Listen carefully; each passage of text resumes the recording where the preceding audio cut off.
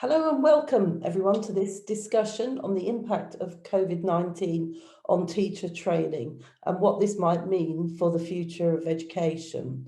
I'm Anne Mraz, and I was until a few months ago editor of TES, or Times Educational Supplement, and before that I was editor of Times Higher Education. Now, we all know that a great teacher will have the ability to nurture a young person's passion for science and chemistry. But the past 18 months have been a tumultuous time to train or join the profession.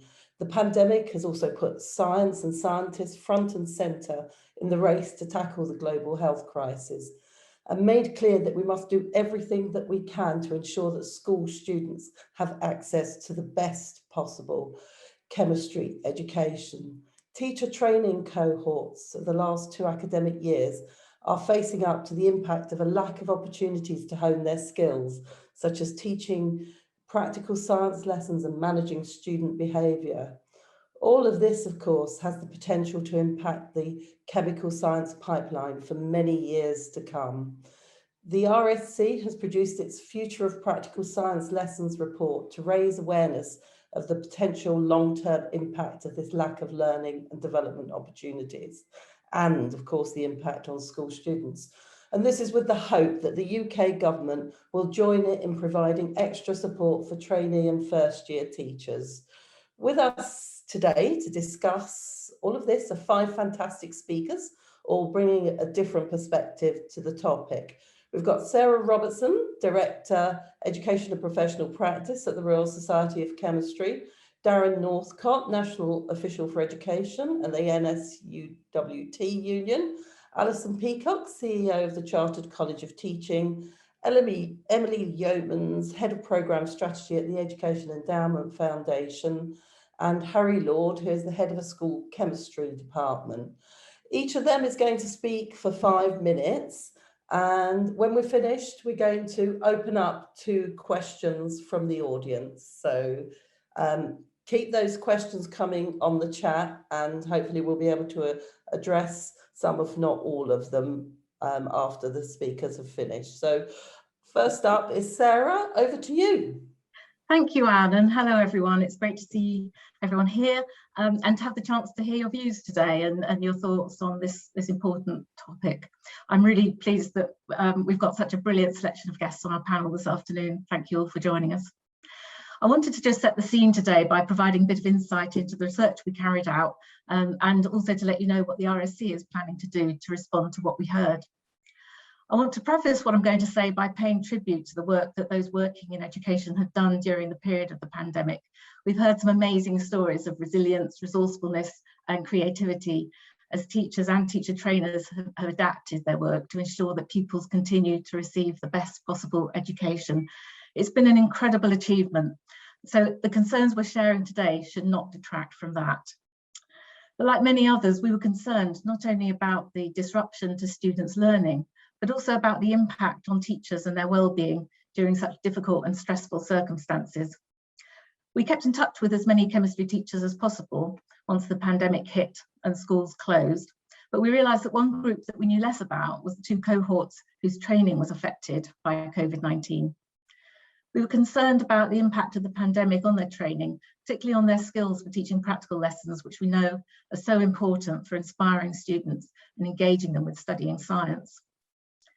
These cohorts of teachers are coming into their first jobs and into the classroom at a time when schools will still be dealing with the ongoing effects of the pandemic and potentially with continuing uncertain circumstances.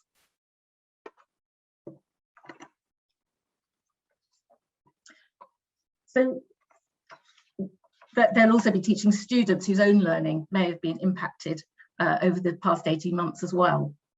So we launched a survey in April this year to trainee and first year teachers and interviewed training providers to understand how the pandemic had affected training and development between 2019 and 2021. 78% of survey respondents told us that COVID-19 had a negative impact on their school placement experience. School closures and moving to online teaching reduced their ability to observe other teachers, to conduct practical sessions, to interact with students and develop classroom and behaviour management skills. We're particularly concerned about the repercussions for the learning quality of practical-led subjects and what this will mean for students and their interest and engagement in science. When we asked about practical work in particular, survey respondents told us that they missed vital opportunities to develop these skills. In fact, the comments revealed that many first-year teachers had felt unprepared as they went into their first year, having not physically been in a classroom for 5 or 6 months. And 82% of trainee teachers told us that they would like to have additional support in training on teaching practicals. Training providers highlighted their concerns too. One provider received feedback from a school that their newly qualified teacher had a fear of doing chemistry practicals because of limited experience of how to deliver one. Another provider told us, we need them to be in a lab, to train them in a lab, to touch equipment, to talk about their misconceptions. The feedback from survey respondents highlighted some positives resulting from the disruption as well. For example, increased confidence in engaging with technology and also developing the resilience required to adapt to a fast changing environment. However, we're concerned that if these cohorts of new teachers are not supported, they may lack confidence, which could impact the quality of their teaching or practicals and lead to lower student engagement with chemistry. This in turn could mean fewer young people choosing a career in chemistry, which could impact the skills that will be needed in the UK's future workforce to help solve global challenges. We believe that in order to support teachers at this time, additional funding for practical skills development is essential. And we're calling on UK governments to provide up to £7 million in funding for CPD for practical work for teachers of the sciences who trained during the pandemic. The RSC is also committing its own resources to develop a package of support for early career and student teachers available via our website, including a whole new area of the website developed specially for teacher trainees and new teachers with articles, videos and other resources. And we'll provide live sessions on teaching practical chemistry and new CPD opportunities, which we'll be continuing to build and develop over the coming months.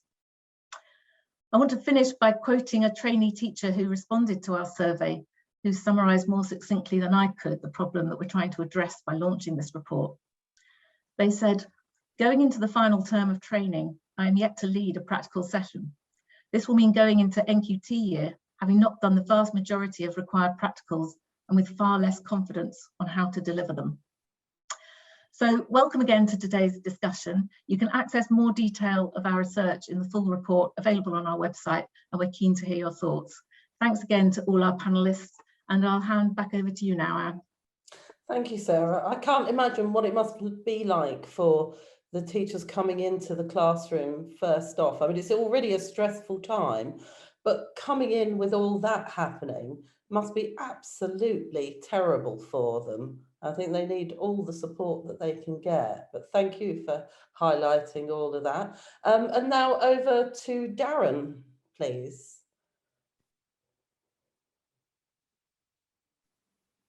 Thank you very much, Anne, and good afternoon, everyone. It's really nice to be with you, albeit remotely. My name's Darren Northcott. I'm the National Official for Education at the NASUWT Teaching Union.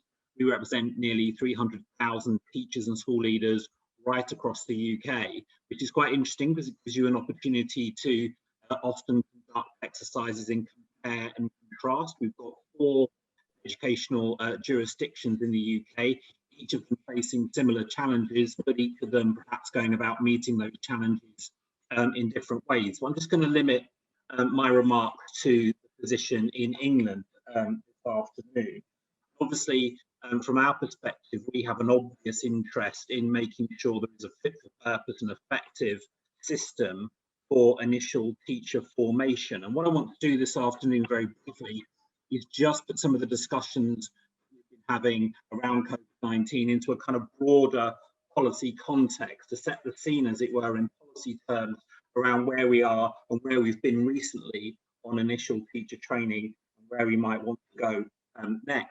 ITT, certainly in all the time I've been involved in education, I qualified as a teacher in 1994, and I know before that ITT has always been an area of intense policy interest, policy focus. You often see lots of initiatives on ITT being put by governments of various stripes. So it's an important area. Government, for example, we see from the current government, the teaching school hubs, that will have a big impact on initial teacher education, the Institute for Teaching, and so on. So there's a lot of interest, and there always will be a lot of interest in ITT. The one constant, if you like, is change and changing. Let's just put what's happening now into its recent kind of historical context. And I think the best starting point is to go back to May 2010. You may remember May 2010 was the point at which the coalition government took office. And from that point onwards, we've basically had the same government in place for pretty much a decade. And that government set its stall out very early on in terms of initial teacher training in its white paper, which was released later on in 2010, called The Importance of Teaching. And that has kind of set the tone for policy in the years that have followed. And it had a very craft-based conceptualization, a kind of, if you like, apprenticeship-based understanding of initial teacher training. By which I mean a fair reading of that early policy probably would be that the best way to learn to be a teacher was through practical experience, by working alongside other teachers and developing your skills, your knowledge, and your expertise in that way. So set in a very practical kind of context.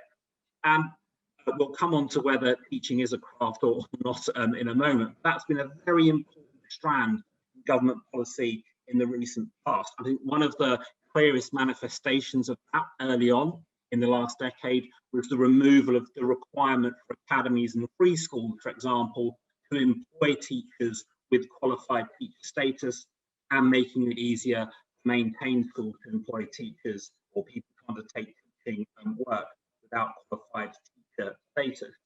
But since then, we've seen a bit of a rowing back from that, I think it's fair to say. So in 2017, the government launched a consultation strengthening QTS. And if you launch a consultation strengthening QTS, it kind of implies that qualified teacher status does have a role, and initial teacher training has a role.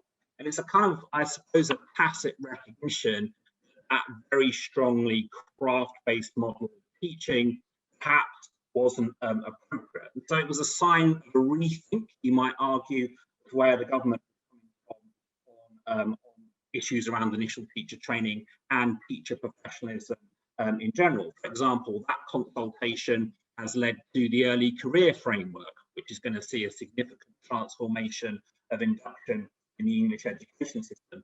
That isn't something you would do as a government if you weren't placing some value on qualified teacher status. So that's, I think, part of that concept that we've seen over the past years.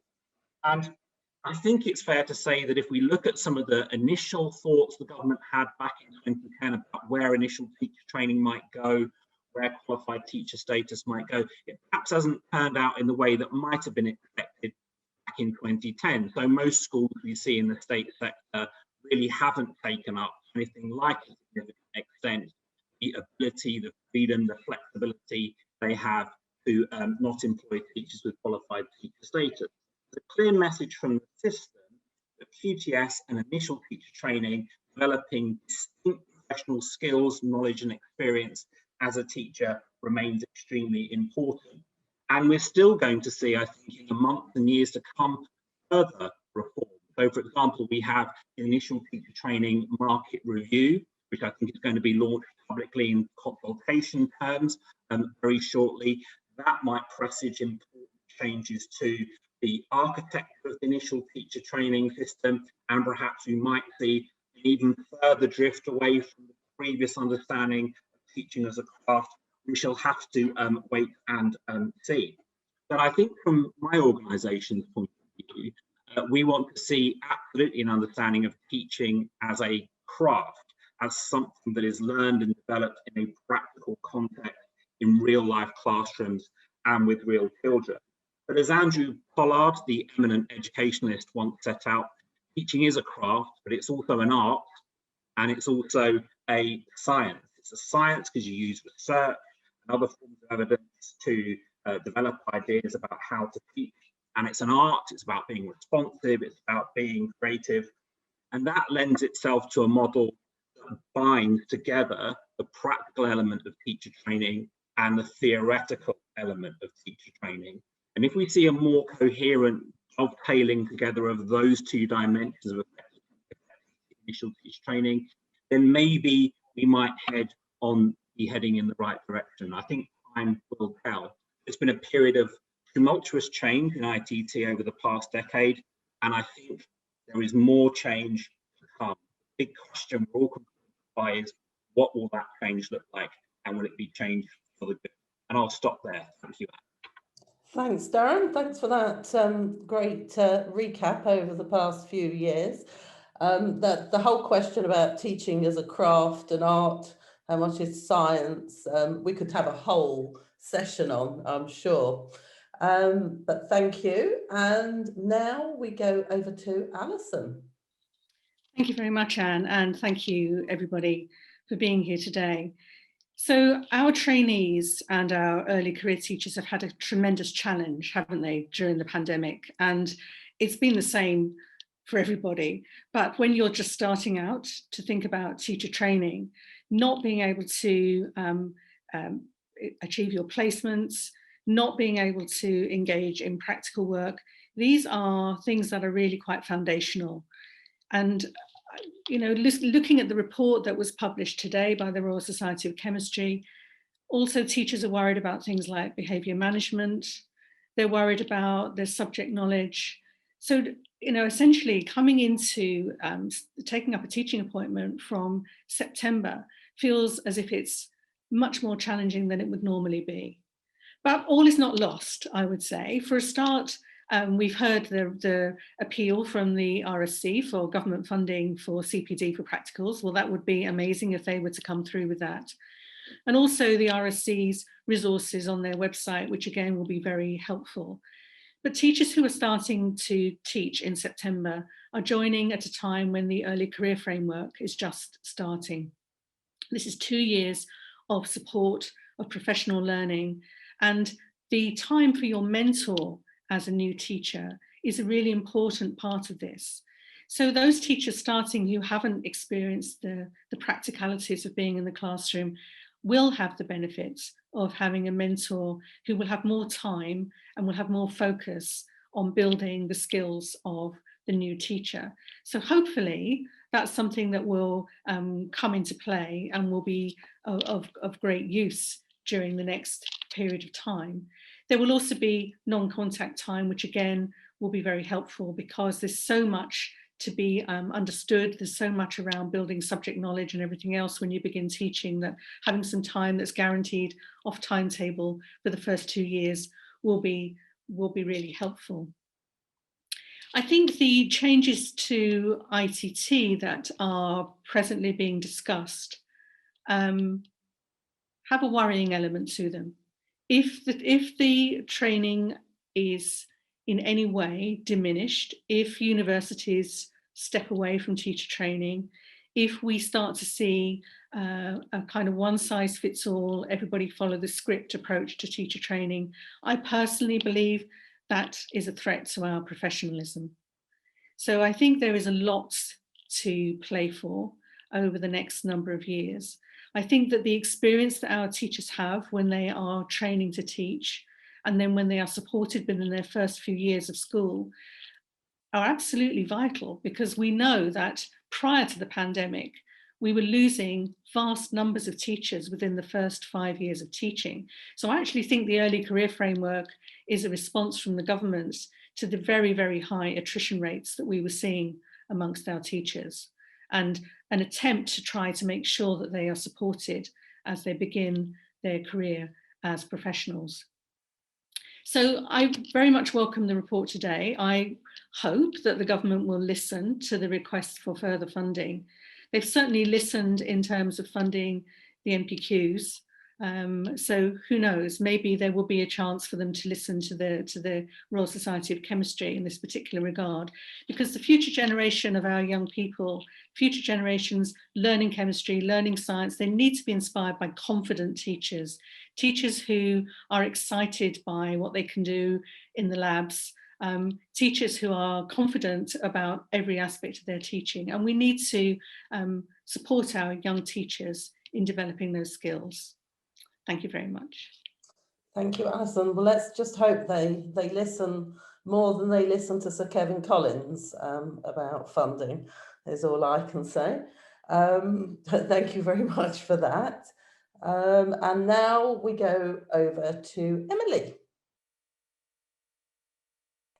Great, thank you. Good afternoon, everyone. It's great to be here. I am Emily Yeomans. I'm here from the Education Endowment Foundation, currently seconded to the National Tutoring Programme. Just to say, I do have a slightly gruff voice this afternoon, but I am sipping tea, so hopefully people can still hear me. So prior to working in education research, I was a science teacher. I taught 11 to 16 science and also A-level biology. And when I think back to the fantastic training I received, and also all of those really kind of fundamental and important experiences that I had during my PGCE and NQT year, I do feel real sympathy for those teachers who've had to complete their training amidst all of this uncertainty and additional pressure. I think we can all agree teacher training is difficult enough without throwing in a few more challenges and additional hurdles. I think as teachers, we are a naturally hardworking and positive bunch. And I think this is reflected by the fact that in the RSE survey, 90% of trainees did report that this unique situation has led to increased learning opportunities. However, I think it is really important that we acknowledge teachers and trainee teachers have gone through this really tough year, have been working incredibly hard, and things have been disrupted and training hasn't been able to proceed as normal. I think the differences to a typical training year will be manifold and sometimes actually quite hard to describe and exactly pinpoint. There are definitely some more intangible things, such as the social side and being able to build those really strong bonds with people who are going through a similar situation to you. However, I think what is coming through really clearly as some key themes from the RSE report are that there will have been fewer opportunities for trainee and early career teachers to lead practical work sessions and develop these really critical skills to feel confident in running practical sessions. And, you know, even down to things like how do you get a slightly tricky year 9 class to smoothly unpack and pack away a practical session. Obviously, few opportunities to develop the skills to manage a class and ensure a positive learning environment. And I think also mentors will have been hugely stretched, also doing their absolute best, but will have had fewer opportunities to give feedback to trainee teachers. So I think the call for additional support for early career teachers is absolutely vital. I think it's going to be really important to make sure they're entering classrooms feeling they have the support they require. And actually, I'm sure many trainee teachers and early career teachers would welcome that additional support. They will all be dedicated professionals who want to make sure they can be as successful as possible for their pupils. So I think additional support, if it can be got for these teachers, is really important and also likely to be hugely welcomed.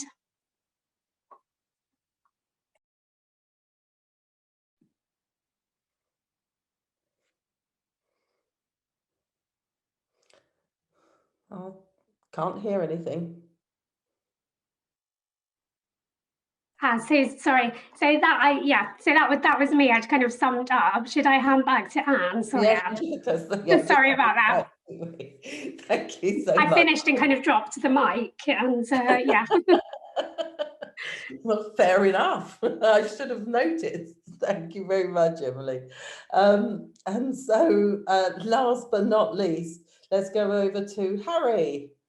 Hello, thank you, Anne, and thank you to everyone else that's contributed so far today. So I am Harry Lord. I'm a chemistry teacher, was a head of chemistry, now head of year So sort of been asked for 5 minutes to discuss a little bit more broadly, really, the impact of COVID from my perspective, sort of on the ground, if you will. So yeah, as a head of year at large at 11 to 18 comprehensive school in North West, I've seen firsthand the impact that COVID has had on both the school community, obviously, and also a little bit on teacher training. And I think whilst it's impossible to sort of predict and to try and wrap all that up in 5 minutes, I think the best way to try and describe it is to say that we've had definitely a series of losses. We've had to get used to the new normal, which is something that we've had to try and plan as a school last August, towards the end of the summer holidays. We had to try and make sure that the school site was COVID safe. We have two different break times, 6 different entrance and exit points, 5 different lunch times. All extracurricular activities have had to stop. Here at Haslingden, we normally have around 80 extracurricular activities every single week. So there's been lots of disruption to learning, but there's also been lots and lots of disruption elsewhere around school as well. And it's really made everything that little bit more difficult on a day-to-day basis. Now, from a science perspective, as a chemistry teacher, I feel, as I know the RSE do as well, that the practical work is really, really important. It should be at the heart of a good science curriculum. And I don't mean doing practicals just because young people think that they're a bit of a DOS lesson or it's an easier lesson. When it's planned properly, I do feel like it leads to a better understanding of the material itself, as well as developing practical skills that I think we all know are really important to try and inspire the next generation of scientists. One example recently is a year 7 class that I've taught since September. We've been learning in a drama class and only got into a science lab on last Monday. So all year they've not been in anywhere near a lab because the labs are being used by year 11 students. So again, for the entire year, we've been as creative as possible and I've tried to do what we can, but there's sometimes you just don't have the room, you just don't have the room. So trying to get them back in science labs is something that we obviously really welcome and they definitely have enjoyed getting back in there. Teacher training generally, whilst there has been obviously a lot of flexibility shown by the DfE for our trainee teachers, there is no doubt that there will be an increased level of anxiety for our trainee teachers as they start in September. I do feel like there's been a real lottery this year for many reasons, whether, geographically, the type of school you're training in or their procedures. This is assuming you're lucky enough to even get placements. I know on Twitter, there was lots of people that were really struggling to get placements as well. And I know that was highlighted in the report as well. Where I work in Rosendale, we're surrounded by Bolton and Blackburn, which have been, at the top of league tables for all the wrong reasons recently. Especially as a Burnley fan, it's been strange seeing Blackburn near the top, but that's a joke that's probably not really relevant. The positive news, I do think we've got to be positive, and I do think, as science teachers and as school leaders, that we've got to be leaders of hope. And I do think that we've got a group of training teachers here who are going into the profession with another skill set that I and a lot of other teachers wouldn't have had when they finished. For example, being able to set up Zoom lessons and remote teach online. They require skills that take time to develop, and I think that they're going into the profession with those skills. On top of that, you've got the resilience that's have been shown over this last year, and that's something that they can take it with them throughout their careers, and I think it's really important. I know Alison mentioned on the early career framework, and I think that's perfect timing for these trainee teachers, because they need the funding and the time to be able to train properly. Linking back to sort of the CPD as well, for me, there's no doubt that trying to prepare a lesson on, for example, cracking as a theory lesson is difficult, and it's something that isn't easy, but I think trying to prepare that lesson as a practical requires a completely different set of skills and something that if you haven't had a chance to do, which I know lots of trainee teachers haven't had a chance, that's something that takes time to develop. And I remember during my training year trying to, basically write a 3-page script to try and say, what would I do what would I say when I'm doing this, what would I do? And it takes a lot of time to develop and master those skills. So I really do back this RSE report that highlights the extra £7 million to go into that CPD for those trainee teachers over the last 2 years. It's something that is obviously important. Okay, and you know, the only way that we can get around this is by giving people the time, because it's not just the money, it's the time that goes with that. And without the money, as we've seen this year, those mentoring roles will get squeezed by all the other pressures that are on teachers at the moment. Now, just to finish off, I just want to finish with a short story about a physics teacher from the 1910s from Todmorden called Luke Sutcliffe, who taught a young John Cockcroft in the 1910s. He would go on to become Sir John Cockcroft, and he shared the Nobel Prize for Physics in 1951 for splitting the atomic nucleus. Now, Mr. Sutcliffe also taught Geoffrey Wilkinson, who again would go on to become Sir Geoffrey Wilkinson, developed the Wilkinson catalyst, and also shared the Nobel Prize for Chemistry in 1973. This is a physics teacher from Todmorden who taught two of our finest scientists of the last century. And it made me think, what was it about Luke Sutcliffe that made him such an effective science educator? We've seen over the past year how important scientific research is for all sorts of different reasons. And I think if you want to try and inspire the next generation of scientists and scientific researchers, we need to ensure that our trainee teachers across the country are equipped with the skills to do so. Thank you very much, Anne. Thank you, Harry. That was a great story to finish with, and I appreciated your little joke. Thank you. Good to get somebody put a bit of humour in. I just wanted, anybody can just come in. I just wanted to draw on the fact that, I mean, it's just such a terrible situation that, you know, science and scientists, as I said in the introduction, you know, are front and centre. You know, everybody's looking at it, and it's so exciting, and it must be so inspiring for young people, and for, you know, just to do science, to want to become a science teacher. And the frustration is now that you might have all this interest, but what are we going to do with it? Because if we don't, well, especially if we don't have the teachers to be able to take them through. Anyone want to come in and just comment on that? So I'll comment, Anne. I mean, I think that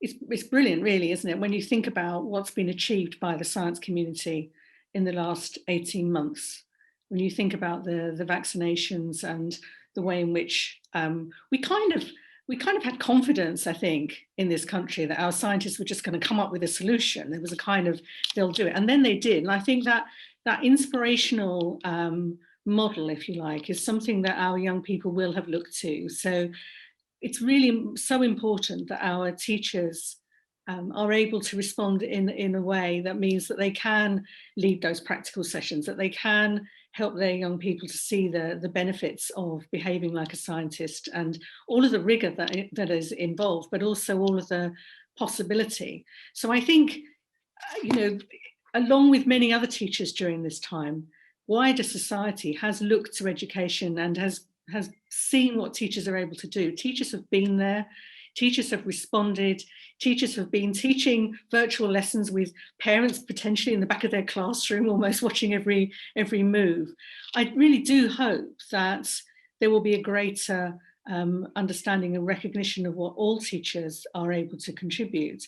And once we've got over, you know, let's hope that the pandemic is coming to an end. Once we've got over this, and we've given a bit more training to those new young teachers, then hopefully those youngsters will in fact look at science with a fresh view of this is something that is absolutely world changing. So I feel quite optimistic in actual fact. Yeah, Harry, I was going to come to you. Thank you, Alice. Yeah, sorry, yeah, just on that, I think point, because I mean, you've obviously gone to great operational efforts to try to keep practical science going in your classroom. I mean, that was really impressive what you were saying. Yeah, and you know, our classroom as an example. So on Monday, instead of what was it practical we did? It was measuring volumes of liquid. So you know, using different equipment to measure the volume of certain liquids. And normally it would be a case of going getting the equipment in your groups, bringing it back, and you know, it's not too difficult to plan. This time, because the groups they can't move around for our track and trace reasons, Each group has to have their own tray with their own equipment. You have to wash your hands before, you have to wash your hands after. You can't move around the class. And it really does just highlight the importance of technicians in all of this.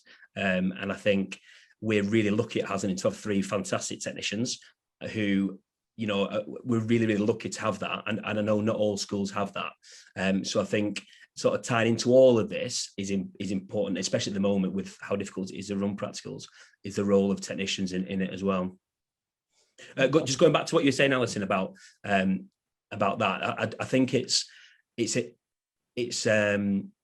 hopeful, and I think a great time to join teaching, because I think there's a real thirst for change. I think people are coming into it with, you know, conversations around funding, and I think it's really front and centre. And I think it's a really good time, an exciting time to be joining the profession. It certainly is. I can't remember who it was. Somebody described teachers as peddlers of hope. And it is so true. And thank God that they are, is all I can say. Because we certainly need plenty of hope, don't we? I've got a question here I'm just going to ask, and I think this is to Sarah, because I think it was during your piece. From Davina Liard, could returning teachers also be included in the extra practical training? What about NQT plus 1 and 2 teachers whose experience will also have been impacted? That's a very good point to make. It's not just the very new teachers. That's true. Thanks, Anna. Thanks, Davina, as well. Yeah, it is a good point.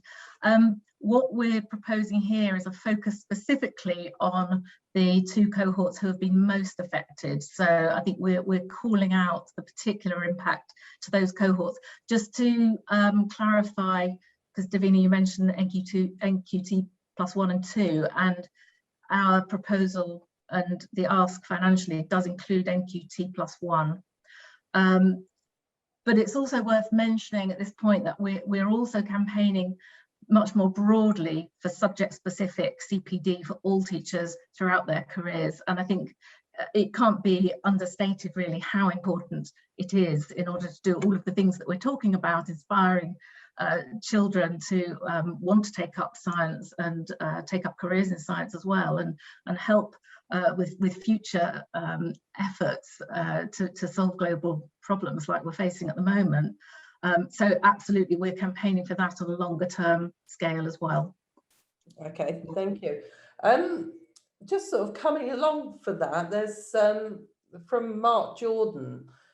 He's saying, with all the turmoil that's affected students over the last 15 months in the classroom, perhaps a more understanding environment where a newly qualified teacher might feel able to come clean that they are learning alongside the students, rather than needing to be the sort of finished article, that might be, you know, a better model. I wonder if a more collaborative, transparent teaching approach might yield better outcomes for teachers and learners. Darren, what's your opinion on that?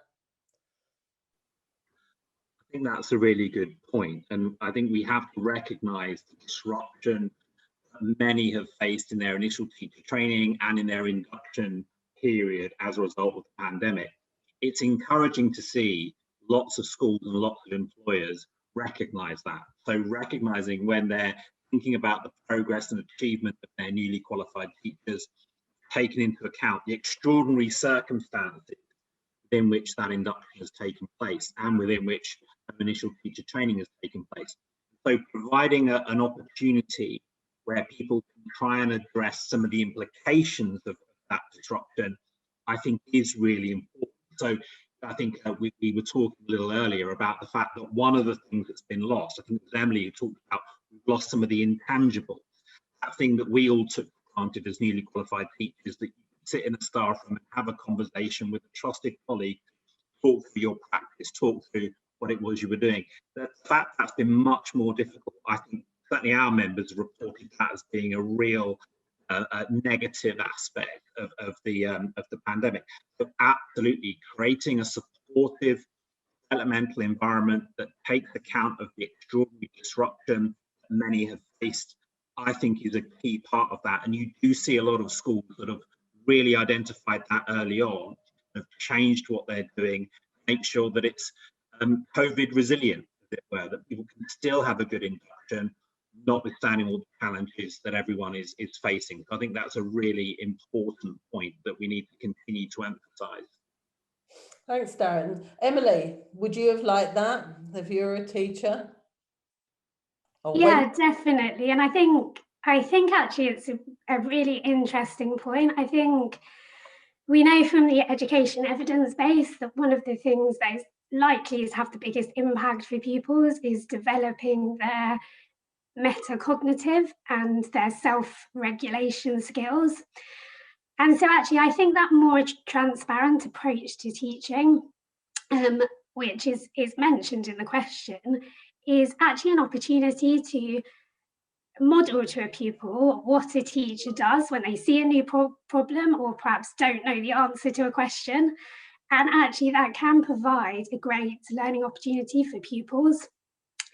So in terms of, thinking it's a deficit that a teacher might not have all of the answers, instead we can view it as a positive, that actually it can be this learning opportunity to say to pupils, oh, actually, that's a great question. I don't know the answer. How could we find out the answer together? So I think that more transparent approach can lead to some great learning opportunities. Okay, thank you. Well, let's hope we can see some of that happening. We've got one here from, I can't say the name because it's got numbers in and things, but the question is, sadly, some school subjects are now busy measuring children rather than inspiring youngsters. So some trainees' experiences have been restricted when they have had the opportunity for F2F face-to-face teaching. I'm sure that's one that speaks to you, Alison. So I don't think it has to be an either or.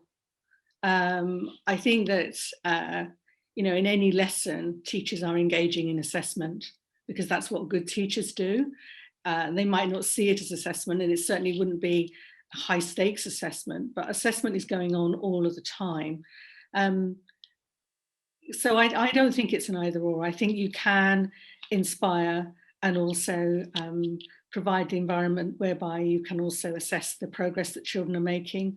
I don't think it has to be binary. That would be my view. Do you think that in many cases it is, though? Darren, Harry, do you? I think Alison's absolutely right. You have to have assessment, of course you do, as part of effective teaching and learning. But I suspect what the question was driving at was not that kind of assessment, perhaps in all circumstances that Alison was talking about. I think it's something more crude, and it's been part of practice I think we've all been trying to move away from, to make assessment more fit for purpose. I think you can kind of not excuse, but understand some of the drivers around that, and why some schools seem very keen to measure and track the progress of their pupils. But I think in many of the instances I see, that actually isn't helping the pupils, or it isn't helping the teachers. I think what would help the pupils and would help the teachers is what Alison's describing, which is assessment that really is fit for purpose, understanding where children are, and what the next step is in their learning journey. That kind of assessment is crucial. Crude, kind of narrow assessment you see sometimes at the moment, I don't think is especially helpful, and I think that's what perhaps the question was pointing to. I think it probably was.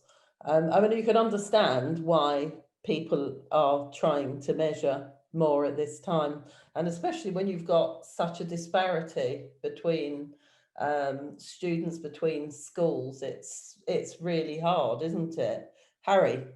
Sorry, yeah, just on that, just in the more recent term, the reason why I think a lot of people in my year group felt the pressure and felt that, we were told that exams weren't going to be on, then they were on, then they kind of weren't on, but is because that's what's happened. And I think that I listened to certain politicians say that assessments weren't going to go ahead, and examinations weren't going to go ahead. And I know a lot of my year 11 students this year have felt that examinations didn't go ahead, and they just changed the name to assessments, because the framework that we had to work within was to provide, we could only give and award grades for which we had enough evidence for. and that was very different to last year. So I think there's good reason why I think some students that are 16 this year and 18 in the examination groups have found it really difficult because of the changing landscape, let's say. I'm not going to mention tags because I think you might all cry. I've spoken to many teachers over the past couple of weeks, and I mean, I've found it extraordinary the lengths they have gone to try to make those sorts of assessments fair and transparent. It really is extraordinary, and I do wish that we could make the public aware of the lengths that teachers have gone to. I just want to come back to something that you said, Alison, about universities. And you said if universities step away from teacher training, do you think that's a huge risk that's looming? Potentially. So we don't know the detail yet of the ITT market review.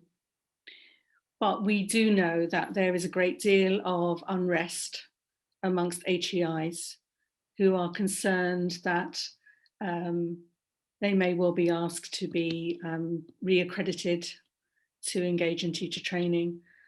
And I think if that were to be the case, then the unintended consequence of a policy which would be about trying to even out provision and perhaps rationalise provision could have some disastrous consequences. So from my point of view, universities being involved in teacher training is just the beginning of the story. It then means that they're also involved in supporting master's level study, PhD, research. They're part of the landscape, and they're a very important part of the landscape. And I think if we were to lose some of our most prestigious universities, then our profession would falter as a result. And it's more likely to be the prestigious ones that will pull out, isn't it? Yeah, well, yes, because some universities, their bread and butter is teacher training. Others perhaps have been a bit snooty about it in the past, but still maintain their teacher education department. If they've just got to jump through one or two extra hoops, they may well decide they don't want to do that, and that would be a great shame. Yep. We've got a question here from Joanna Hayward. Probably you better take this, Sarah. Does the RSC take a position on university involvement in teacher training? I might invite other colleagues to join on this if they would like to, but I would say that we take a very positive position about university involvement in teacher training, and broadly would welcome a breadth of different options for teacher training, and that universities are a very important part of that. So if Michelle or anybody else would like to come in on that, very welcome to. Anyone want to come in? I would have thought it's quite important for you for the whole sort of progression, isn't it? I mean, from our perspective, it's about having different options for different students that work for in different situations.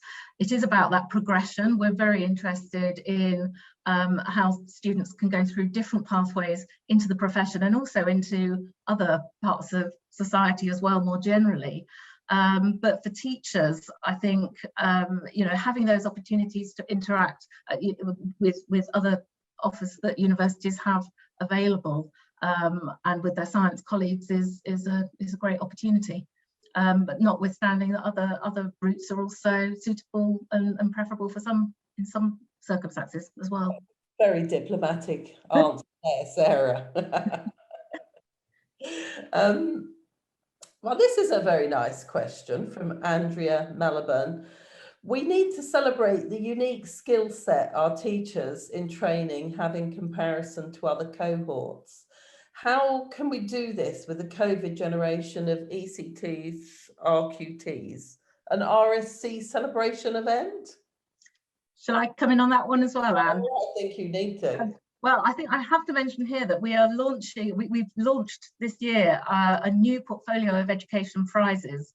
And in fact, the date for nominations closes tomorrow, I think. So there is just about time to get your nomination in.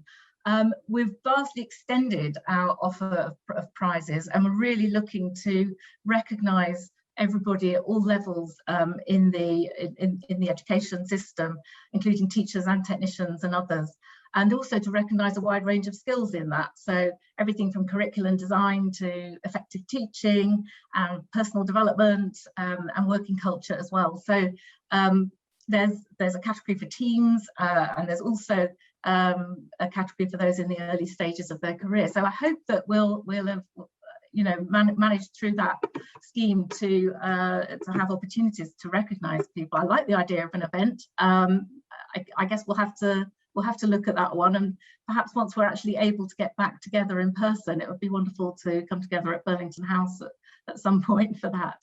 But do look at the prizes, because there's a lot of opportunity there to recognise all the fantastic stuff that's going on. Okay, thank you. So this is my fault because I mentioned the dreaded tags. So we've got a question from Mark Crowley, NTU. If we end up with tags next year, there will be the need to support the COVID generation with this, particularly with their lack of required practicals in their training year and likely limits during the first year of their ECT. Any one of you want to come in on that and comment? Darren? Just to say, I mean, I think everyone hopes that what we've had this year isn't going to happen next year. I think there'll be yet another consultation on what might happen next year, what mitigations will need to be put in place. But I think whatever is introduced or established next year, I think it is really important to make sure that we learn some of the lessons, not just from the last year, but the year before that as well, which was equally disrupted. So I think there is a very little chance of anything resembling this year's arrangements in terms of the workload and the burdens they've placed on the workforce being sustainable. It's been absolutely exceptional level of pressure that teachers have been under. So it's incredibly important. Issues of manageability are built in right at the outset in the development of whatever the next year's arrangements look like, because they will have to be mitigated, because the learners who in year 11 next year and in year 13 next year have experienced an awful lot of disruption, perhaps the highest level of disruption of any of the cohorts. So mitigations will be needed. Those mitigations have to be manageable from staff in schools and colleges. Okay, thank you. I've got another question here from an anonymous attendee. It says the panel have done an excellent job discussing the problems the pandemic has created for trainees and the potential solutions. What do the panel think about the direction we should take develop training and PD in future, such that if similar issues remain for future trainees, they have the ability to confidently and effectively carry out practical training in an online setting? We are improving working in the online space and being more creative all the time. So it looks possible that online training and PD will be capable of supporting practical training much more effectively in future. So online, anyone like to comment on that? I mean, I've done when we did blended learning and when I've had half the students at home, I've done demos in the class in front of my students as a demo, whilst also recording it for the students at home on Zoom, which isn't easy, but after a bit of practice is fine. It's not ideal. I've done them when they've all been at home and we've been in like a national or regional lockdown as well. So it's something that for me that the IT bit of it I think would be the easier bit than the actual how to do the demo effectively. From my experience. Okay, anyone else like to comment on that? Sarah.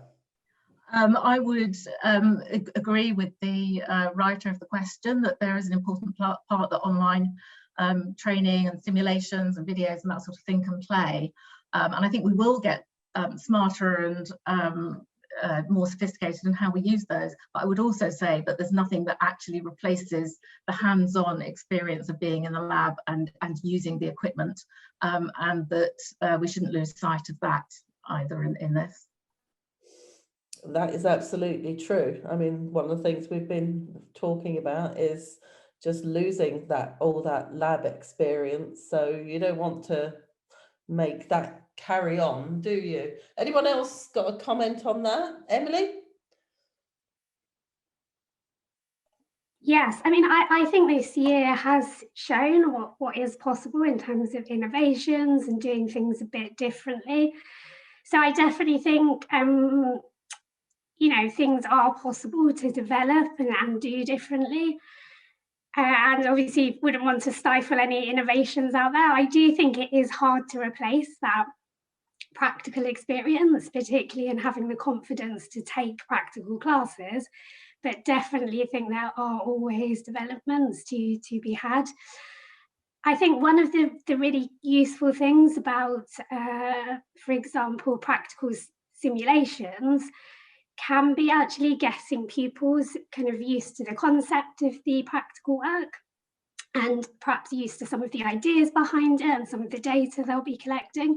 And then they can use that in collaboration with doing actual practical in the class. So I think there can be this nice kind of complementary situation between online simulations of practical work and actual practical work. Thank you. I think one of the most amazing things about this whole period has been the amount that teachers have innovated and changed and come up with all sorts of new ideas to do things. And I know when we go forward, we'll take some of them with us. I hope we won't just suddenly just revert back, because that's just human nature. Is it, Darren? You're nodding vigorously there. It's what people do, isn't it? You suddenly forget. Absolutely, and I think it's the resilience, but also the innovation, the creativity of teachers and school leaders actually kept the show on the road in really difficult circumstances.